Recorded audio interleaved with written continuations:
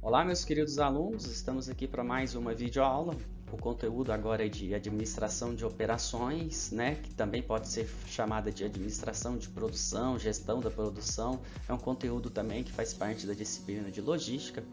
O tema que a gente vai estar trabalhando nessa videoaula é MRP, planejamento das necessidades de materiais. O objetivo da videoaula é uma resolução de questão do ENAD 2009 de administração, uma resolução da questão ENAD. É uma questão que cai muito em concurso, em provas em gerais.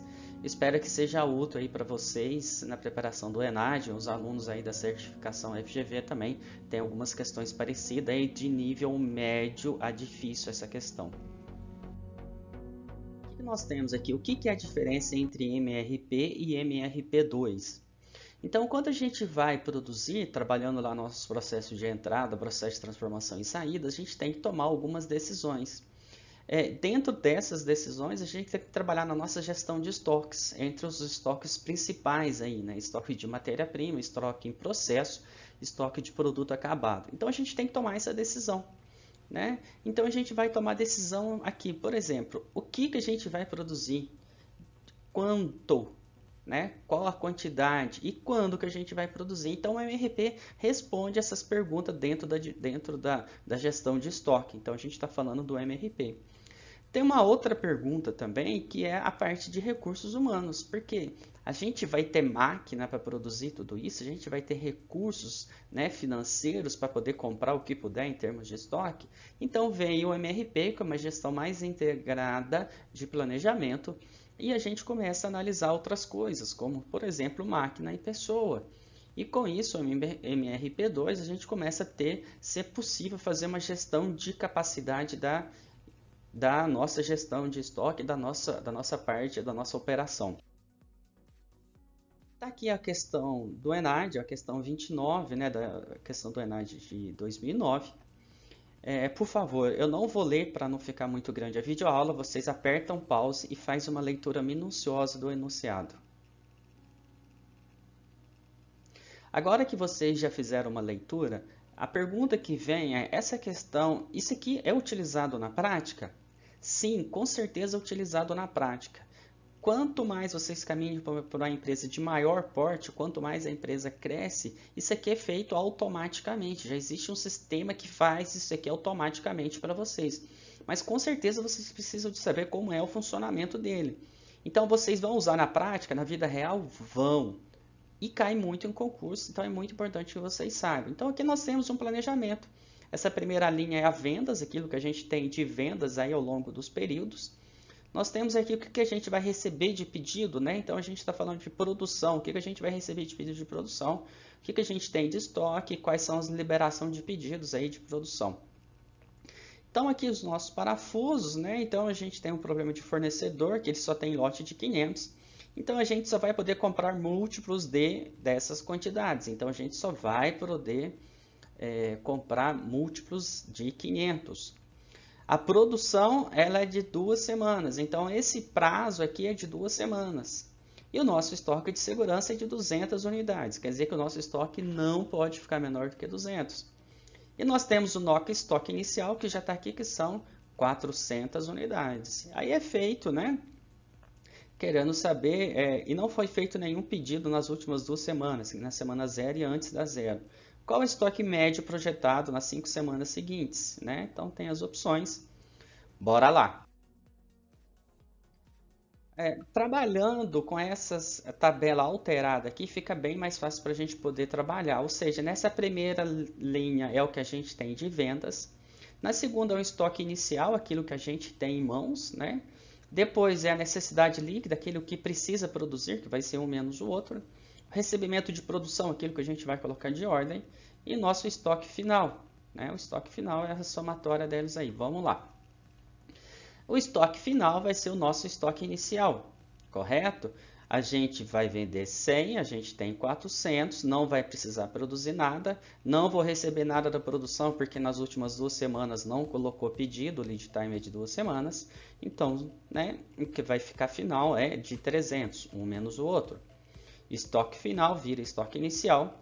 Com isso, a gente vai chegar a 0, não precisa, e vai chegar no final também 300. Estoque final vira estoque inicial. Então, eu vou vender 700, eu tenho 300, eu preciso produzir 400. O meu lote é de 500, certo? Então, eu vou ter que receber da produção de 500. O lead time, né, o tempo para produção, para compra, é de 2 semanas. Então, eu vou ter que colocar 2 semanas antes. Então, esse aqui é o meu pedido. Então, eu preciso de produzir e comprar 400, né? Eu vou receber 500, então meu estoque final é 100. Tá certo isso, pessoal? Tá correto isso?